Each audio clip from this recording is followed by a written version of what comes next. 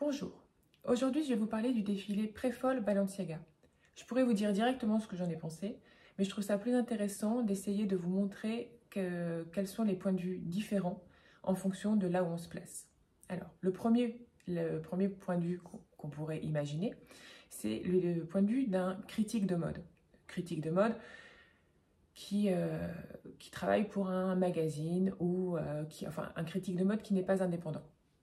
Donc, par rapport à ce défilé, il pourrait dire que c'est la continuité du défilé qu'il y a eu début octobre, c'est-à-dire un défilé où Demna continue de développer de développer sa propre vision de la mode, mais surtout de continuer de faire des références à tout ce qu'il aime dans la mode. C'est pour ça qu'on a des défilés un petit peu, comment dire, hétéroclites, où beaucoup de choses se télescopent, parce que il y a pas le trait d'union entre toutes ces silhouettes, c'est Demna. C'est pas un style en particulier. Et Demna, qu'est-ce qu'il aime? Il aime beaucoup le streetwear, il aime beaucoup l'oversize, il aime beaucoup les télescopages, il aime beaucoup les choses, comment dire, extrêmes. Et il aime ce côté légèrement vulgaire qu'on a aujourd'hui chez les Kardashians et ce genre de personnes. Il aime le côté street, vraiment streetwear qu'on peut croiser dans la rue, que ce soit un peu dans n'importe quelle rue, n'importe quelle ville, grande ville. Donc le côté où on accumule les pièces, on accumule les blousons et c'est oversize, etc. Ça, c'est son univers. Lui, il perçoit ça comme le quotidien, en fait, de certaines personnes. Il dit aimer être au plus près du quotidien des gens. On en pense tout ce qu'on veut, mais c'est ce qu'il dit. Et donc voilà, donc ce défilé, c'est ça. Et alors, c'est ça avec un focus sur Los Angeles. Pourquoi Los Angeles? Parce que lui, gamin qui a vécu dans l'ex-URSS, a toujours fantasmé l'Occident. Et plus particulièrement rêvé de Los Angeles et s'est nourri de toute l'imagerie qu'il y avait autour de Los Angeles. Et donc, il dit lui-même que ça a nourri sa culture mode. Et aujourd'hui, en venant à Los Angeles et en faisant un défilé là-bas, il célèbre ça. Il célèbre finalement ses premières amours. Bon. Donc, comment ça se passe dans les faits? Il fait la part belle aux vêtements de sport, aux vêtements qu'on met pour aller à la gym, pour sortir de la gym. Donc, on voit le sac de gym, on voit le sweat, on voit le jogging descendu sur les hanches, tout ça très années 2000 parce que les années 2000, évidemment, ça revient, on est en 2023, il y a toujours un cycle comme ça où ce qu'on trouvait affreux à un moment devient tendance. Et là, c'est le cas, c'est pour ça qu'il célèbre aussi cette silhouette à la Paris Hilton. Et donc, on a ça. Ensuite, on a, comment dire, on a...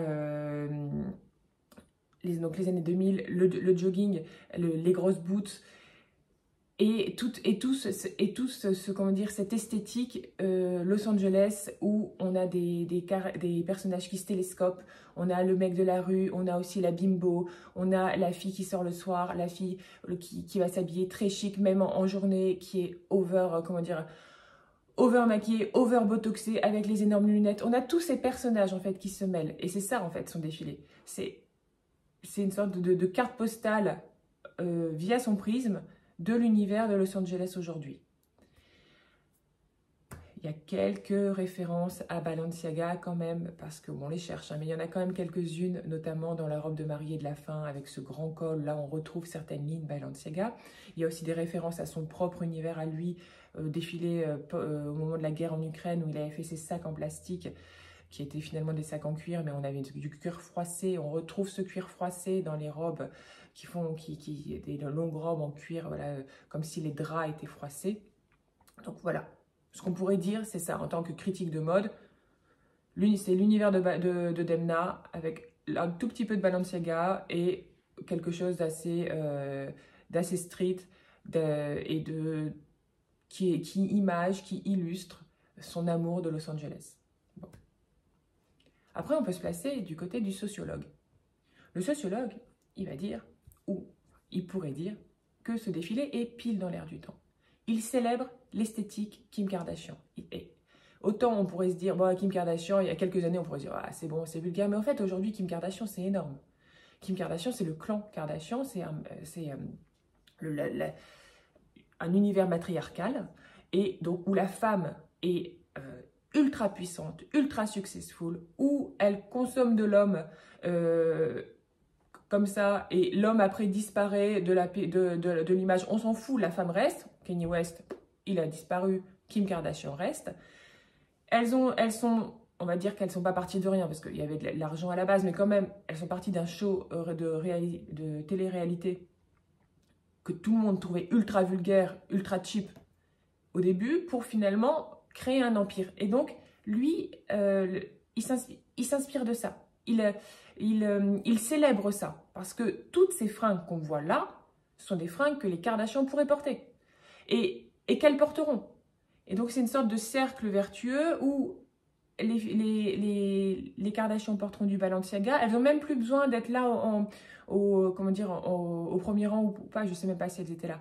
Mais donc elles célèbrent la marque à leur manière, et les gens qui la regardent se disent « Oh là là, ces filles-là, avec tout ce qu'elles transportent, portent du Balenciaga, donc je vais porter du Balenciaga. » Donc on a vraiment ce truc-là de la célébration d'un nouveau type de femme, illustré par le clan Kardashian, qui est très présent dans ce défilé. On a aussi, ça pourrait être des personnages aussi de la télé-réalité Selling Sunset, qui se passe à Los Angeles, où c'est des filles agents immobiliers, c'est des poupées en fait, elles s'habillent toutes comme des poupées qui sortent de leur boîte, avec des talons immenses, avec des décolletés énormes, etc.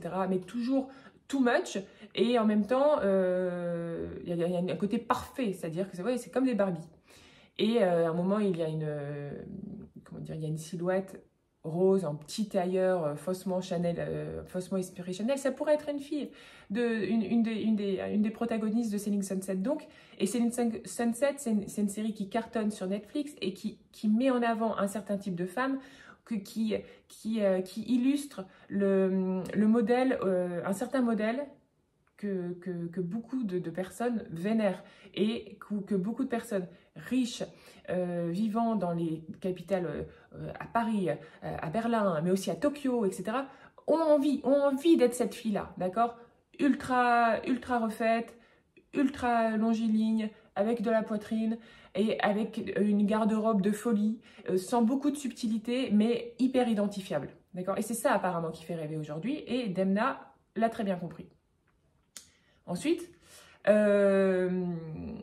il fait aussi un petit clin d'œil aux Happy Few, qui ont bien compris qu'en ce moment, elle est le petit truc qui buzz. C'est enfin, le petit truc, c'est pas un petit truc. C'est ce sorte de supermarché bio ultra branché. Le nom, je vais mal le prononcer, c'est Erewhon. Je pense que c'est ça.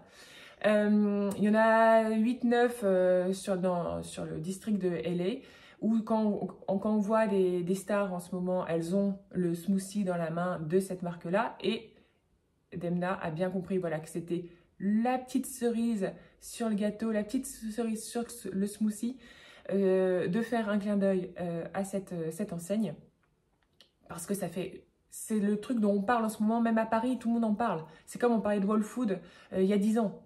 Et donc là, il fait une collab. Il fait une collab et il propose un sac qui est une sorte de sac en craft, mais en cuir, avec le nom de l'enseigne. Donc là, c'est encore pile dans l'air du temps. Mais l'air du temps, comment dire, le firmament de l'air du temps, parce que la majeure partie des gens n'en ont pas encore entendu parler. Donc c'est vraiment un truc de Happy Few, un petit clin d'œil. Bon, ça c'est pour le sociologue. Après, on peut penser à l'acheteur. L'acheteur, il est super content. L'acheteur, il est super content parce que c'est une pré-folle, donc c'est plus commercial qu'une collection normale. Et il y a plein de trucs qui vont buzzer et qui vont se vendre très très bien. On commence avec les nouvelles baskets qui ont eu un impact sur le sol assez conséquent. C'est genre on s'ancre bien dans le sol. Qui font passer les triple S pour des chaussons de bébé. Et donc ces baskets vont hyper bien se vendre, c'est une évidence. Elles sont identifiables, elles sont ultra massive, donc elle crée une silhouette intéressante, on les enfile, automatiquement les proportions bougent. On aime ou on n'aime pas, mais en tout cas c'est un produit fort qui va très bien se vendre. On ajoute à ça tous les sweats tous les jogging qu'on porte taille basse, tous les faux sacs de sport qui sont finalement en cuir, en sequin, etc. Enfin, sequin, je sais pas, mais si c'est une sorte, enfin, matière argentée, je sais pas, je n'ai pas identifié la matière, qui vont se vendre comme des petits pains. Enfin, c'est une collection qui va très bien se vendre. Donc l'acheteur, il est aux anges. Sans parler de ce sac en cuir, sac de course, hein, je ne sais pas dans quelle mesure il va être beaucoup produit, mais en tout cas, il va s'arracher. Après, la cible. Bah, la cible, elle est hyper heureuse aussi. Hein. Elle est hyper heureuse parce que j'avais un ami que je considère dans la cible qui me disait ce matin, « Ah, moi, je veux tout. Si j'avais le budget, je m'achèterais tout. Parce que on veut pouvoir frimer en leggings et en sweat à capuche Balenciaga et tout. Parce que voilà, c'est ça dont on a envie. Ok, donc en fait, je ne suis pas la cible, clairement, mais peu importe. Donc ça veut dire quoi, ça? Ça veut dire que Demna, bim, il vise encore dans le mille. Il fait plaisir à sa cible, qu'il caricature, parce que là, il force le trait à mort de ce côté, de cette population riche qui va à la gym avec son smoothie, qui s'habille en très court ou en couture le soir, mais tout ça en manquant foncièrement de goût. Et il se moque un peu d'eux et les gens, ils foncent. Parce qu'ils se disent, oh là là, il me connaît si bien. Donc, vous voyez, enfin, il y a un côté comme ça, un petit peu bizarre, pas un petit peu bizarre, un petit peu aigre-doux de la part de Demna, si on peut le percevoir comme ça. Mais en tout cas, la cible est heureuse. La cible est heureuse, elle aura ses grosses baskets, elle aura tout un vestiaire sportswear super cosy pour les week-ends, un peu tranquille, mais où il faut quand même afficher de la marque. Et parce qu'on pourrait se constituer le même look avec du Décathlon, hein. Mais non. L'essentiel, c'est quand même d'avoir du Balenciaga. Donc la cible est heureuse. Après, il y a qui? Il y a les rédactrices de mode qui ont été invitées au défilé et à qui on a offert un billet aller-retour pour Los Angeles, super bien logé et tout ça, elles sont toutes contentes. Le problème, c'est que elles sont arrivées, elles ont vu le défilé et les plus honnêtes ont dû se dire « Zut, qu'est-ce que je vais dire de positif ?» Parce que je ne peux pas dire du négatif vu qu'on m'a invitée.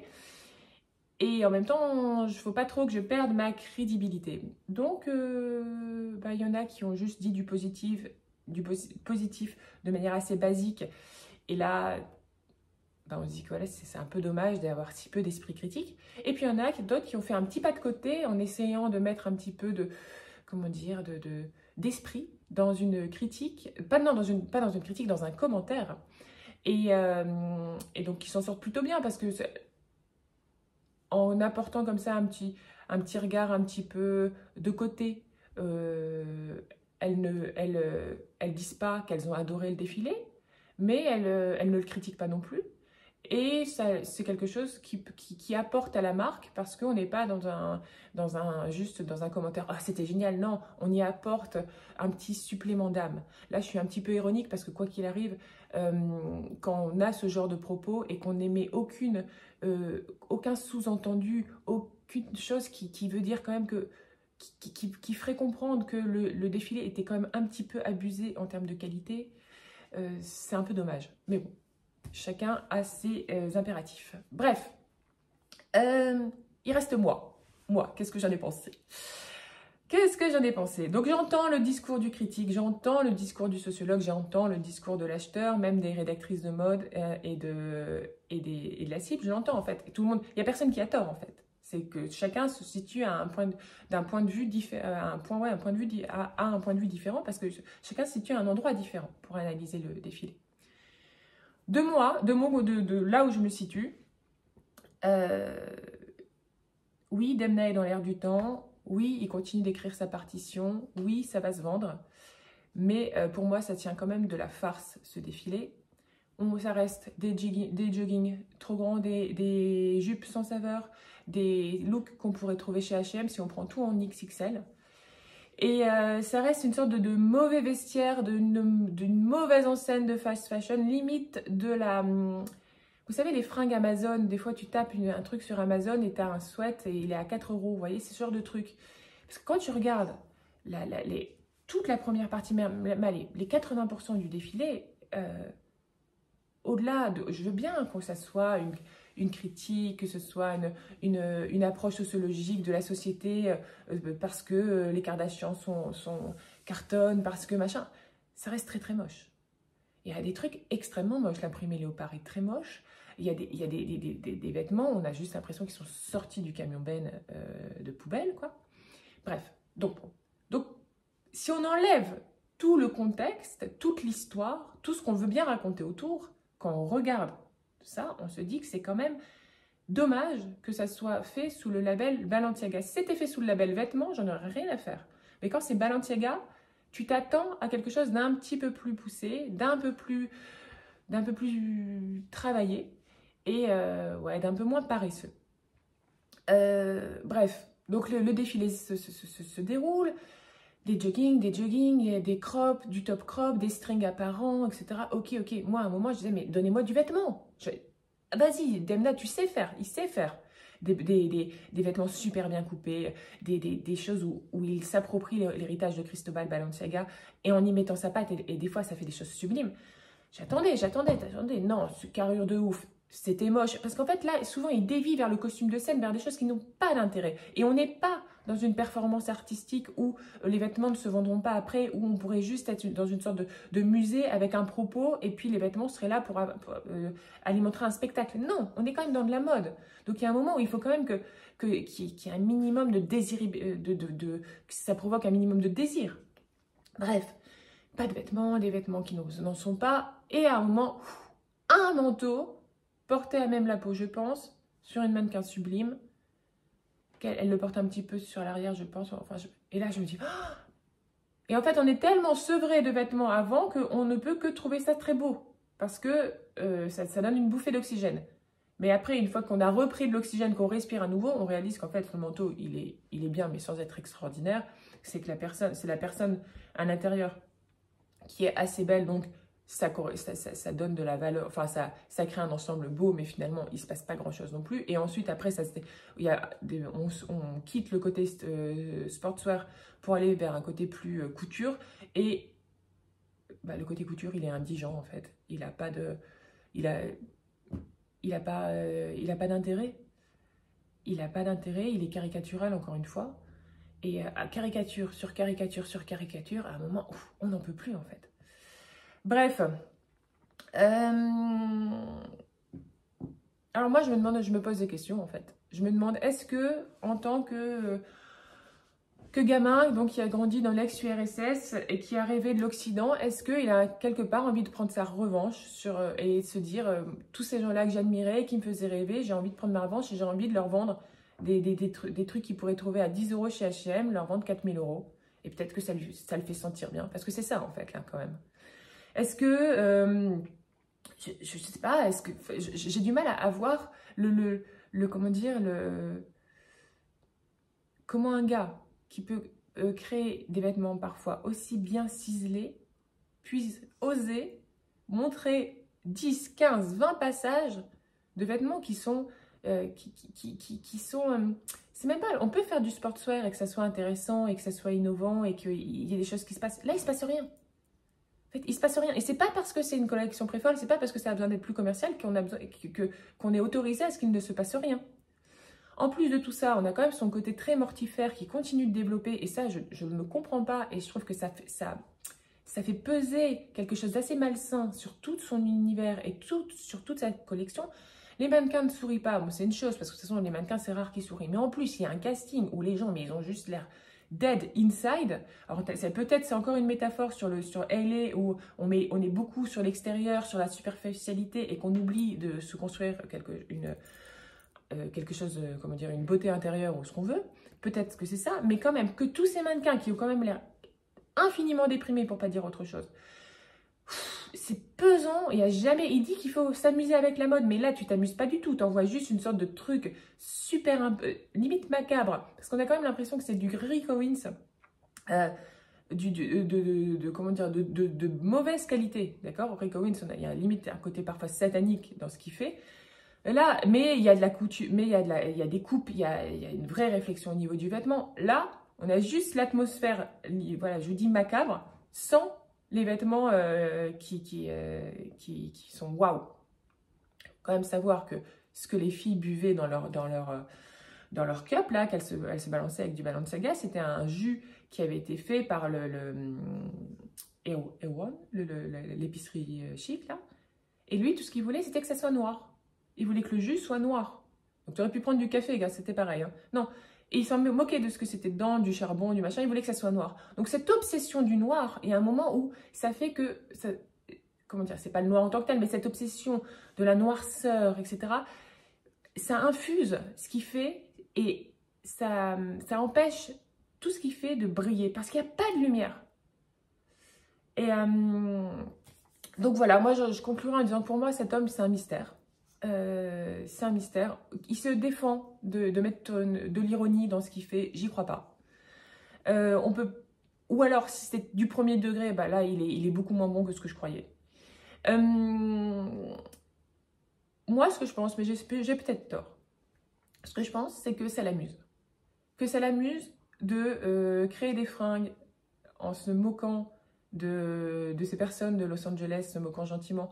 Et ça l'amuse de savoir que c'est les mêmes personnes qui sont moquées vont acheter ces vêtements. Peut-être que ça l'amuse aussi de créer des choses qui sont objectivement moches et de voir le petit monde de la mode qui est admiratif de son travail. Peut-être qu'il se dit jusqu'où ça va pouvoir aller, jusqu'où on va pouvoir dire... comment dire, vous savez la fable avec les habits de l'empereur et que l'empereur est nu et puis tout le monde dit ah il a des habits magnifiques, il a des habits magnifiques jusqu'à ce qu'il y ait un gamin qui dise mais attends il est nu et puis disons ah ouais, donc peut-être qu'il se dit voilà ça m'amuse en fait de voir à quel point je peux produire des choses qui n'ont pas énormément d'intérêt sur le plan stylistique, pas tout mais là il y en avait une grande partie, et de voir le petit monde de la mode qui adore et donc et jusqu'où ils vont pouvoir continuer à adorer avant de se rendre compte en fait il n'y a pas grand-chose. Et voilà, ce que je me demande s'il est ironique à ce point-là. Je me demande s'il a, voilà, comme ça, une sorte de double regard. Et, ou alors, c'est une sorte de Duchamp des temps modernes, Marcel Duchamp, qui avait, vous savez, retourné un urinoir. Et le fait de retourner l'urinoir, c'était une œuvre d'art. Et il y en avait qui avaient crié au scandale, et d'autres, quelques années après qu'il ait créé ça, avaient trouvé ça extraordinaire. Lui, à la base, c'était une blague. Hein. Et peut-être que là, lui, voilà, quand il fait un sweat énorme, je vous dis qu'on pourrait trouver chez H&M et qu'il le vend 4 000 €, et ben, c'est peut-être son urinoir à lui, et que ben, y en a qui vont trouver ça extraordinaire, et puis d'autres qui vont dire, attends, c'est n'importe quoi. Donc voilà, moi c'est ma question. Est-ce que Demna est un Duchamp des temps modernes? À vous de répondre.